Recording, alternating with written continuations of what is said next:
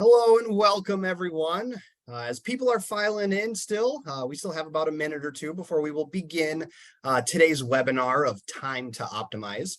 So I have a fun little chat question for everyone that is kind of in conjunction with the theme today. So on a scale of 1 to 5, one being you are not very good at using your time, and 5 being you use your time the best. How well do you use your time throughout the day? So scale of 1 to 5, use chat, let us know. Yeah, how well do you think you use your time? 1 being not so well, 5 being the best.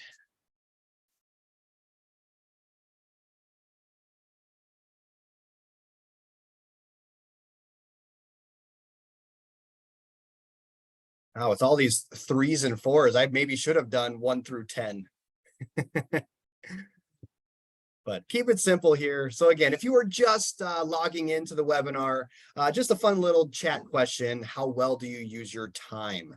1 on a scale of 1 to 5, 1 being not so well, 5 being I use my time the best I can or optimally.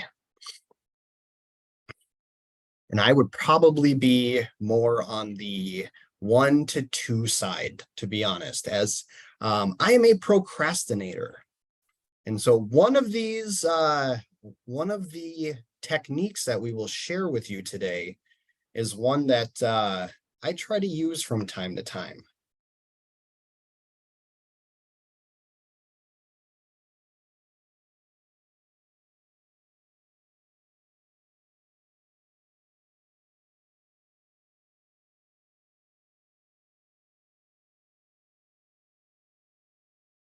Excellent. So we'll give it another maybe 30 seconds or so before we begin our Time to Optimize webinar. Again, if you just logged in, our chat question before we get into the content: how well do you use your time on a scale of 1 to 5? 1 being I don't use my time very well at all, or 5 being I'm the best at using my time.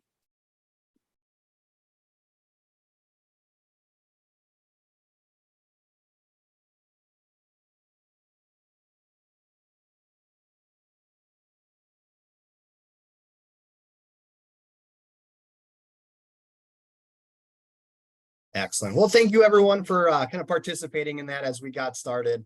Again, welcome to our wellness webinar for July, as we are calling Time to Optimize. So we are, Carolyn and myself are going to be sharing some techniques as we move forward to maybe help you better manage your time, maybe give you some techniques and some strategies to be more productive between work, maybe home, maybe the combination of the two, but nonetheless, considering our well-being and trying to de-stress, be productive, and even work on things that are towards our goals that we might have. So as a reminder, this webinar is being recorded. Once the webinar concludes, to all the participants, we will share the recording that we upload to our YouTube channel, so that way you can review what we spoke to, and also we will send the slide deck to you as well, so you can kind of review the information on your time as well. If you do have any questions, feel free to place them in chat, and Carolyn or myself will try to get to those questions when we can, whether it might be just a chat message back to you, or if we can verbally answer it as well. Yes, I think that kind of concludes the housekeeping portion. So, time management. Why is it important? Many of us have probably said something like, I wish I had more time, or I'm so busy, or even how can I add this activity in my current busy schedule? I know I've said the last one more times than not. Managing our time is challenging, especially when you factor in all facets of life: work, your hobbies, family, maybe preparing food, the cleaning you might have to do at your house, fitting in exercise into your daily life, and then whatever else might fill your schedule. So this is where the importance of time management comes into place. Being intentional with your time can help you decrease stress, and then also add in exercise into your weekly routine, better manage meals and meal prepping, maybe choosing better food options versus maybe that stressful kind of comfort food that you might go for, and then give you more control in your day to day. Good time management can lead to better productivity and enjoyment in certain activities or tasks. And even like I mentioned before, you working towards your goals. It might be something wellness, fitness, health related, or it could be even something within your job, your role, maybe a certification that you have aspirations for. The one thing I want to leave you with before Carolyn and I share the 9 different time management strategies is the mindset or mind shift of compromise, not sacrifice, compromise. Too often, we may think that certain activities or tasks will have to be sacrificed in order to do other things within our schedule. Sacrifice, at least in my opinion, has kind of a negative tone to it. When you use the word compromise, you can give yourself the chance to still maintain your activities and tasks, but more so in a positive light or positive tone. For example, you want to get 30 minutes of exercise in a day, but you really enjoy maybe winding down for the evening, watching a few episodes of your favorite TV show. You recognize that that lot of time is your best opportunity to get that exercise in. So can you make a personal compromise and devote 30 minutes of that screen time, that, watching your favorite TV show, to doing 30 minutes of exercise instead? Or maybe at least exercise for 30 minutes while you watch that TV show as well. Again, making compromises with yourself in order to have a positive mindset and take control of your schedule, and the things you love to do, like to do, need to do, and want to do. So, as I've mentioned, Carolyn and I have found 9 different time management techniques that we would like to share with you. These might help you complete tasks more routinely, maybe be more productive, but again, overall, trying to give you some resources to help manage stress level and provide that good sense of well-being. So the first one I have to share with you, the 80-20 rule, is a technique created by the Italian economist, and I might pronounce his name wrong, Vilfredo Pareto. It's the idea that 20% of actions are responsible for 80% of outcomes. The goal of the Pareto analysis is to help you prioritize tasks that are most effective at solving problems. So here's how it works, kind of the gist of how it works. Number 1, list some of the problems you are facing. For example, if you are a student, maybe your grades are slipping. I'm going to kind of use the student example. Whoops, I'm sorry. Number 2, identify the root cause of each problem. So example is maybe your grades are slipping because you spend too much time on social media or a different sort of distraction. So then number 3, assign a score to each problem. Assign higher numbers to be more important problems to identify or to tackle. Number 4, group the problems together by cause. Group together all the problems caused by spending too much time on social media in that example. And then 5, add up the score of each group. The group with the highest score is the issue you should work on first. And then number 6, take action. Try to change that behavior to make things work for you. So this Pareto analysis is great for the type of people who might be problem solvers or who might be analytical thinkers. Technique number 2, the Pomodoro technique. This was created by entrepreneur and author Francesco Cirillo. This technique uses a timer to break down your work into intervals. Each interval is known as a Pomodoro, named after the tomato-shaped timer that Cirillo created. So, how it works. Choose a task you need to get done. Set a timer. Maybe it's for 25 minutes. Then within that 25 minutes, you are focusing on that task at hand. When the timer rings or when the hourglass empties, put a check mark on a piece of paper. Take a short break then. Take a break for maybe about 3 to 5 minutes. Maybe you go for a walk. If you're in the office, maybe you walk down to the water fountain. Maybe maybe just take a walk around your neighborhood, your cubicle neighborhood. Get some coffee, do something that is non-work related that gives your brain a break from the task that you just did. Then you repeat steps 2 through 5 again. Set the timer, focus on the task that you're trying to complete. And then once you have completed this process, maybe 4 times, you can begin to take longer breaks, maybe 20 to 30 minutes instead of that short 3 to 5 minute break. And then hopefully after working on things in that 25-minute interval or whatever interval you set for you, you can allow yourself to complete that task with giving yourself that kind of short little brain break to recharge to complete the task. So this technique works best for people who might be creative thinkers or those who feel burnt out from work or even from school. One little note, the Pomodoro technique doesn't just teach you time management, it also teaches you in setting goals and how to achieve them.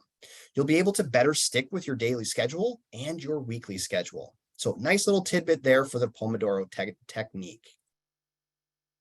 And now into the Eisenhower matrix. This one's a super neat one, and especially for those who might be like to use lists to write out their tasks. This just gives you a little sense of organization of those tasks and how to determine whether those tasks are urgent or not urgent, or important or not important. So within the 4 quadrants, your tasks are organized by the 2 components, importance and then also urgency. Urgent tasks are those that need to get done immediately. Important tasks are those that contribute to your long-term goals and values. So kind of the thing with the Eisenhower matrix here is the most productive people, typically people in leadership positions, live in quadrant 2, where they are scheduling things to get done. So again, they're items or tasks that are less urgent, but they're still important. So you schedule it and you do it on that scheduled day. So as we look at the matrix on the screen, we'll start in that upper left-hand quadrant, the do first. Again, urgent and important. So this might be an email that needs your attention right away. You do that first. I've also kind of heard and read with this Eisenhower matrix that some of the do first category is also items that you can do within like 2 minutes or so. So it's just quick things that can get done. Like I mentioned then in quadrant 2, in that upper right-hand corner, is that schedule quadrant. Items or tasks that are less urgent, but they are still important. Quadrant 3, the lower left-hand, is that delegate quadrant. So these are items that are urgent, but not important for you. And this is where, like I said, I know not everyone might be in leadership positions, but for those that might be, or opportunities where you do have the ability to delegate, this is where you get to utilize that. Again, you recognize that it's urgent, it needs to get done, but you don't have time for it. It doesn't help you with your long-term goals. Again, not important. So have someone else do it. And then finally, the 4th quadrant, that bottom right-hand corner, is the don't do category, or that don't do box. So these are not urgent tasks and they're not important tasks. And one of the easiest ones that I like to refer to is like social media. It's a time waster, and it's good to maybe give you a brain break, maybe facilitate, some good feelings. but it doesn't help you get things done, and it doesn't help you with your long-term goals or values. So yes, the Eisenhower matrix, great for people in leadership positions, and then people who are critical thinkers. I like to use this one when I have a lot of tasks, and I need to really be detailed and really organized in what I need to do. Helps with my ability to de-stress and then to attack the things that need to be done first, but then also the things that I can schedule and maybe do on Tuesday or maybe on Friday. And then Parkinson's law. This is the one that I use, like I hinted at in my introduction, that I use quite a bit. So this one, British historian Cyril Northcote Parkinson's became famous for the phrase, work expands so as to fill the time available for its completion. In other words, the amount of time you give yourself to complete a specific task is the amount of time it will take you to complete that task. So here's how it works. This is not a time management technique per se. It's a law that, when understood, can be applied as one of the most beneficial time management methods out there. But you will have to put in the work. That means working more efficiently in shorter bursts of time. So here are the tips. Try working without a computer charger. This will force you to finish a project before your computer dies.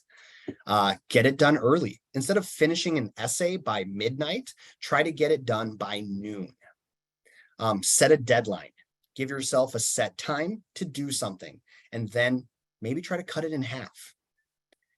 Limit time for tasks. Maybe only give yourself 20 minutes, similar to that Pomodoro technique, but this is just that concrete one time, not multiple intervals. But you give yourself maybe 20 minutes in the morning to answer emails, and you have to complete all of those emails within those 20 minutes. So this technique works for people who might be procrastinators or people who work well under pressure.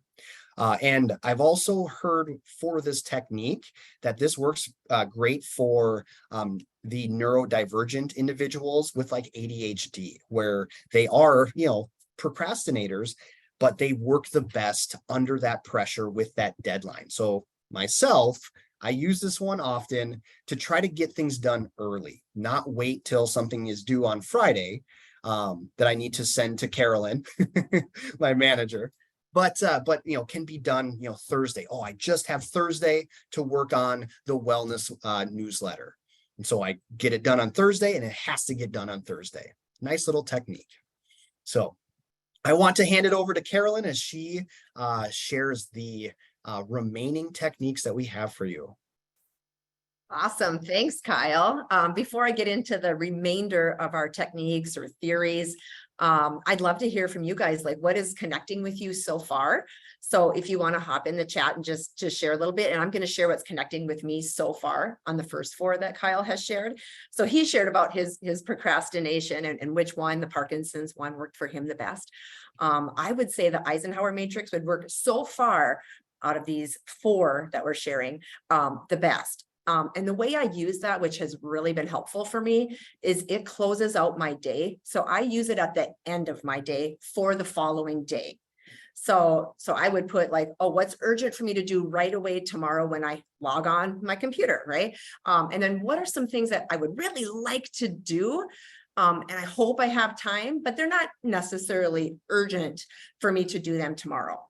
What are some things that do need to get done, but I can pass them off to someone on my team who has, a great strength of doing that, or just has a little bit more capacity, or whatever that might look like, right? So that would be another option. And then also like the last quadrant, which, it's something that I would like to do. Maybe I want to come up with some different ideas on some things, or just spend some time creating some different things. And that would be really fun. And I would love to have the time to do that, but it's not anything that's really urgent at this point. So that's how I use it. And I love to do that at the end of my day. And that really helps me actually for my evening and my well-being category as well, because I get those things out of my head. And it helps me to sleep better and just helps me to be more present when I'm at home for the evening. So that's how I love to use that Eisenhower matrix. But as we move forward, we can talk about some of these extra ones, and I'll share a little bit more about what that would look like. So I'm just reading some of these chats before I pop in. So, oh, awesome. Okay, so someone's looking to try some of these methods already. So that's awesome. And maybe use the close the day option. So that's awesome. And some people who are really creative. So you can see, yeah, like Kyle was sharing, this works best for people with this mindset. Someone who's creative really likes this method. So that's really awesome. Yeah, and we all have those things that, we need to do, right? But don't necessarily maybe want to do them. So, look at doing those like first thing right out of the bucket, and I'll share something about that coming up on one of the theories here. So thanks for sharing, you guys. So let's continue on a little bit as we talk about the time blocking method. Okay, so this is more of a method, right? Not a great way to kind of just look at your whole schedule and really look at how are you spending your time. Sometimes we don't even realize that we're doing things like Kyle mentioned with social media, how much time we're actually putting into some of those things that we really don't need to be doing, or maybe necessarily don't really want to be doing. But some of those things, as we know, are just, kind of time suckers, right? You just kind of get absorbed. So time blocking is a technique that can boost your productivity, which is what we've been talking about, and help you power through your priority tasks. So it has been used by, some of business and innovation's greatest, like Elon Musk, Bill Gates for another one, and they've used this technique to really great success. So the time blocking method works by dividing your day into specific blocks of time. And you can even go online and find a whole template on this, and then fill in how are you spending your time throughout the day or even throughout the week. So you're going to take each block, and each block represents the time dedicated to completing a specific task or tasks. So instead of taking the defensive approach, in which you're constantly maybe fielding tasks, emails, requests keep coming in as you go throughout your day, the time blocking approach to scheduling creates a more deliberate and regimented structure for the workday. So you can get into a good flow, you can really get into some heads down work with minimal distractions. So the process is really pretty straightforward. You create, like I said, your time block either on a plain piece of paper. You can create a document or spreadsheet, or you could even use your Microsoft Outlook calendar. Time blocking is where you schedule out every part, and I mean every part of your day. Right. So with time blocking, you're effectively breaking the work week into bite-sized time slots where you check your email, you work on projects, you take a break, or you exercise, right? So all of those things. So instead of fielding emails, let's take that as an example, as they come in, you're constantly looking at them, you actually set aside maybe 2 times or 3 times, depending on what your role is and how often you feel you need to do that. But you actually set aside time to go to your email and look at those, take time to send those out. Okay. Be sure to estimate how long you think the task will take. And then of course, you want to add some buffer time in between each task to allow for any adjustments that you may need, or just to take, a walking break, right? Or go get a drink of water, all of those types of things, just to get up and move around a little bit. And this process, as we see on the slide, works best for working parents and students, busy people or families, and really analytical thinkers. Or for those, like I mentioned earlier, that just need a lot of heads down, no distraction time in your day. And this would be a really great method to use. Even if you're just needing that for a day or a couple days, it's a great theory to put into place for that. So that is our time blocking method. So as we move forward, we're moving on to the getting things done method. Okay? The getting things done, or the GTD method, it offers a solution to time management by providing, again, a structured framework to help you stay in control, prioritize what truly matters, and allocate your time effectively for better balance within your workday or your day in general. The GTD method, that's really hard to say. Maybe I should stick with getting things done. The GTD method, created by author David Allen, helps you get things done by recording tasks on paper and then breaking them down into actionable work items. So it follows, as you can see, the flow of capture, clarify, organize, reflect, and engage. So let's start with capture.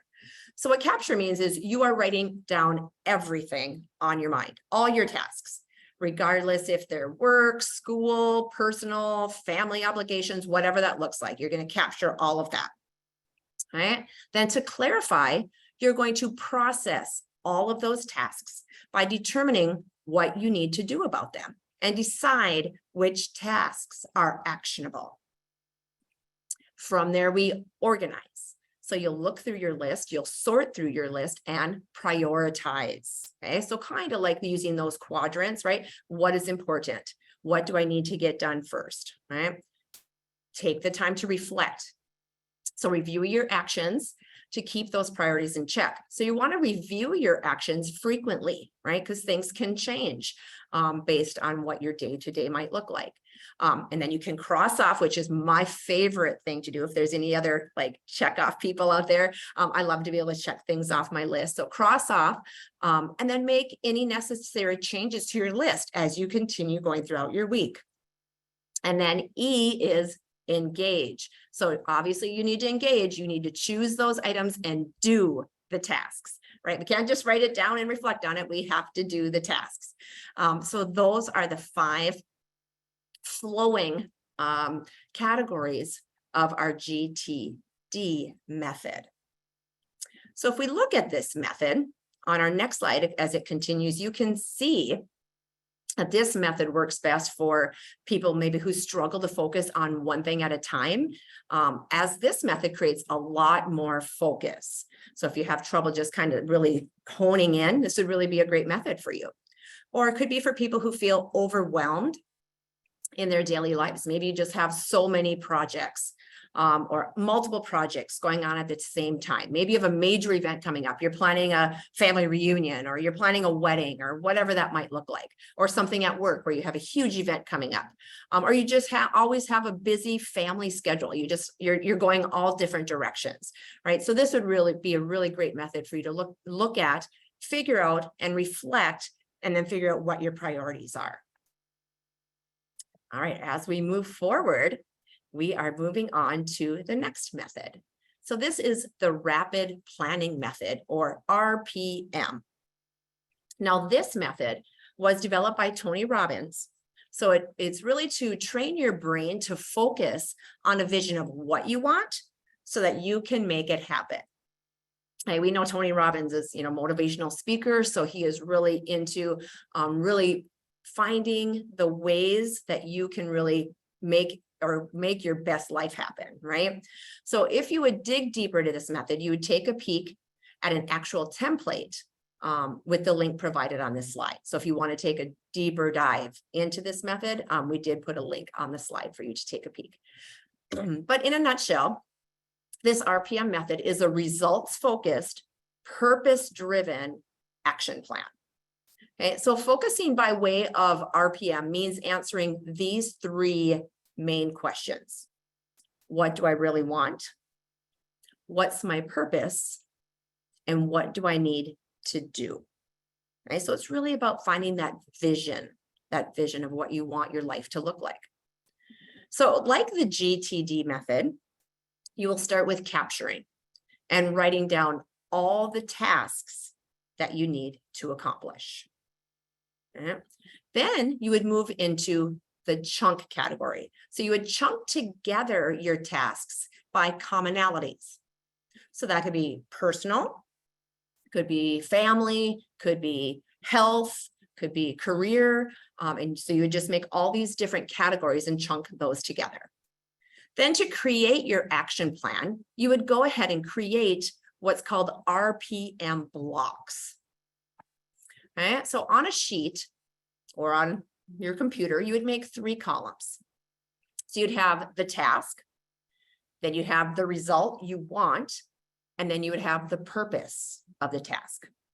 So for example, if I'm wanting to improve my health, okay, I could use tasks such as exercise, meal planning, and sleep. Okay, so those could be my 3 tasks.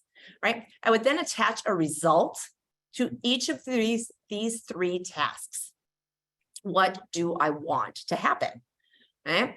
And then I would go ahead and make a purpose, or what is my purpose to each one of these? Why is it important to me to exercise? Why is it important to me to meal plan? Why is it important to me to get good quality sleep? Okay, so let's take that exercise one. So let's say my result for exercise could be exercising 3 days a week. Right, that's my result. I want to exercise 3 days a week. That's measurable. I can, I have the time to do that. That's going to be a good value for me. Why do I want to do it? Because it'll allow me to improve my endurance and my strength for future travels. Okay, maybe I love to travel and I want to make sure I can do that as the years go by. So that's kind of my purpose, my why. Okay, so make sure you're asking yourself why this is important to you, because that'll help you to stay focused and motivated on your overall goal. Okay, and then our last part of this RPM method is giving yourself an empowering role. So Tony Robbins is big on this. He likes to kind of give it a name, make it fun, right? And then make it empowering. So some examples are maybe you're a student. So your empowering role could be, I'm a study queen or king, right? Or maybe you're a master creator, or maybe you're a thunder maker, right? So for the example I used with wanting to improve your health, you could maybe use the role of health nut or wellness warrior, right? So those could be some fun ones. So think of that as an empowering role. Now this method works best, again, for working parents and or students, and then people with long-term goals, because you are constantly being reminded in this program as to the why and the purpose of your tasks. All right, moving on. Okay, we are moving on to our pickle jar theory. So I think this is a fun one. So this method, not really a technique, but more of a method. I think you've probably have heard of this, maybe not pickle jar, but as I continue to share a little bit more about it, you'll probably have heard of this before. So this method breaks tasks down into what is useful and what is not useful in your daily life. So it allows you to plan tasks with time to spare and set priorities for your day. So here's what part that you've probably heard of. You're imagining a pickle jar full of sand, pebbles, and rocks. Okay? So the sand represents distractions. So that could be phone calls, text messages, emails, could be, like Kyle said, social media. And then the pebbles are tasks that need to be done, but they're maybe lower on the to-do list. So like things that can be done another day, or they could be done by someone else. And then the rocks are those most important and urgent tasks that need to be done today. Okay, so as you can visualize the jar, right, the sand kind of falls in, the pebbles, right, are within the jar, and then the rocks, right? So if we put the rocks in first in the jar, right, the pebbles still have room because they can just filter in, and then the sand just flies over the top, right? So, and sinks down as well. So if we do the rocks, the most important and urgent tasks first, we will have room for everything, right? And have time to spare, like we said. So begin by thinking about how your tasks for the day would fit into the above categories. Make a list starting with the rocks and then ending with sand if time permits. So of course you want to include that honest time estimate next to each one. And then try not to plan for more than 6 hours of an 8-hour working day, because much like the time blocking method, this will leave you some buffer time and then time to get up and move around, take your lunch away from your desk, all of those great things that are good for our well-being. Now, this method works best for people who are visual learners or thinkers, and then concrete thinkers also. So if you like to visualize how those rocks can go into the jar first, then the pebbles, and then the sand. So that's kind of a fun one. And a lot of, I've seen a lot of TED Talks on that actual representation, right, of putting those important things, those priorities in your jar first. All right, we are getting close to done. We have one more technique. And this one is called Eat That Frog Technique. Just love the name. I think that's so funny. So Eat the Frog Technique is this. And let me tell you this quote first. So this is what, as Mark Twain said, eat a live frog the first thing in the morning, and nothing worse will happen to you the rest of the day. Which means if you start your day by doing the most difficult and laborious tasks first, you get them out of the way, right? So begin by asking yourself, what do you want to achieve most? And then write it down. Okay. Then set a deadline. And then compile a list of things you need to do to achieve that goal.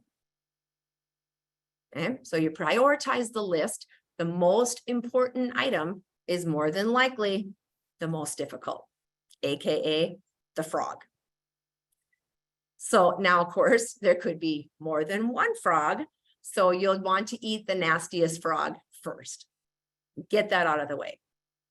So every day, repeat the cycle so that you are always doing something that will push you toward your goal and to keep you from procrastinating on those tasks that are more difficult or ones that you just don't really enjoy doing as much.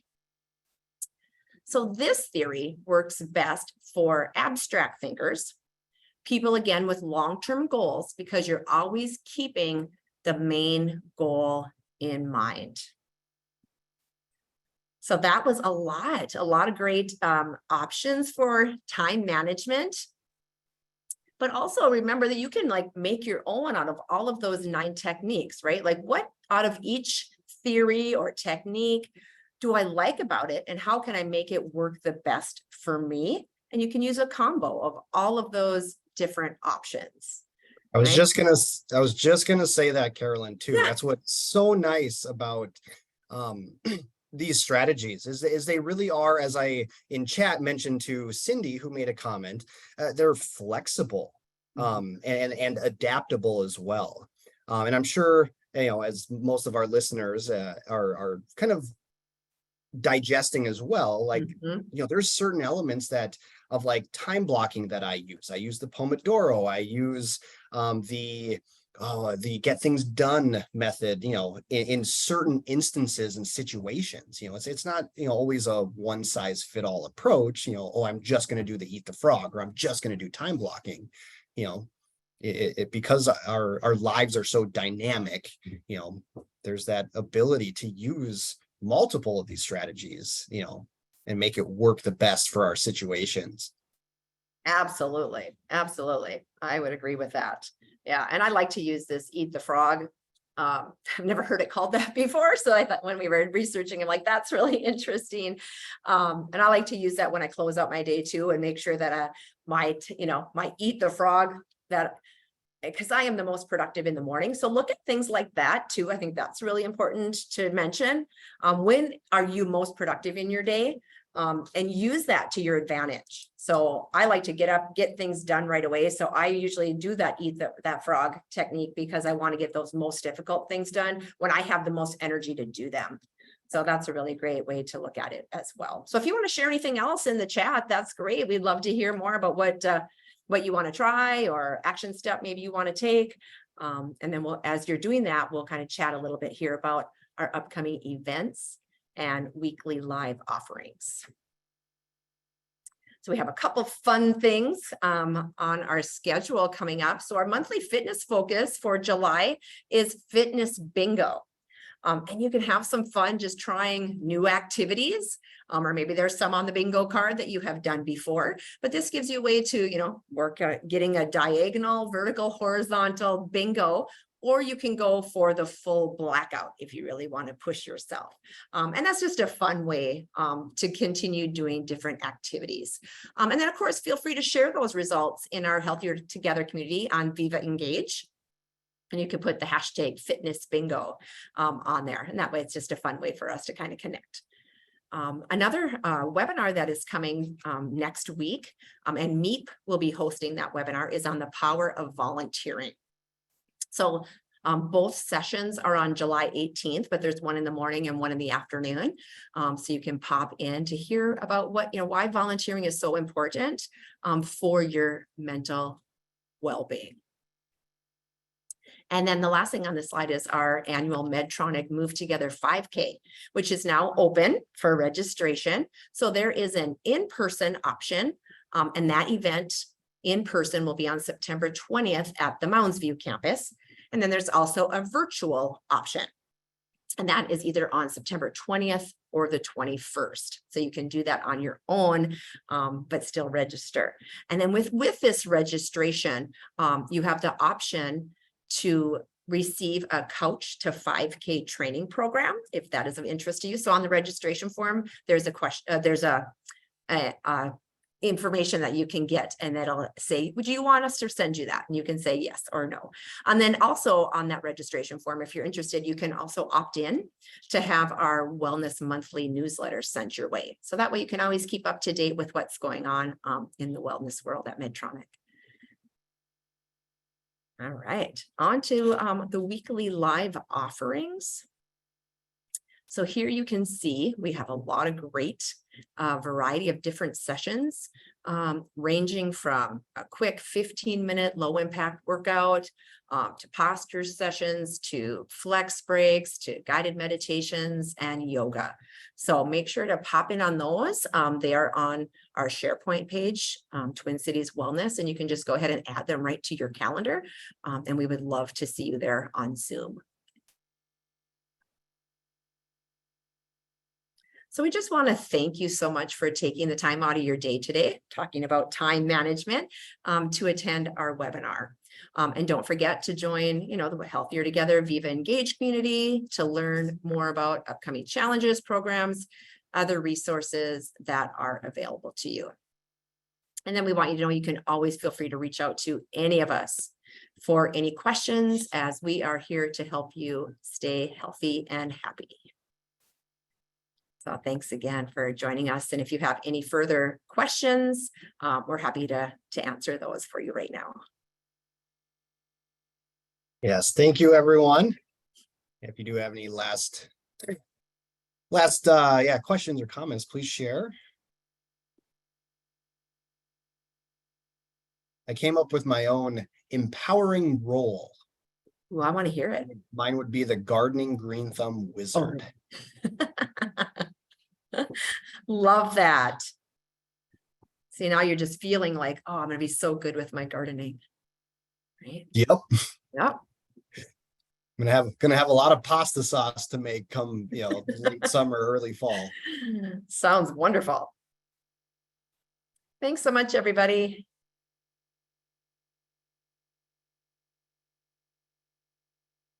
Fantastic. Well, thank you, everyone. And yeah, like we said at the beginning, this is being recorded. It'll be uploaded to our YouTube channel. And then everyone who registered, that we have that contact information from through the registration, we'll send out the link to that recording, as well as the slide deck. So you can review the information and even the links that are in some of the slides. So yeah, that concludes our webinar.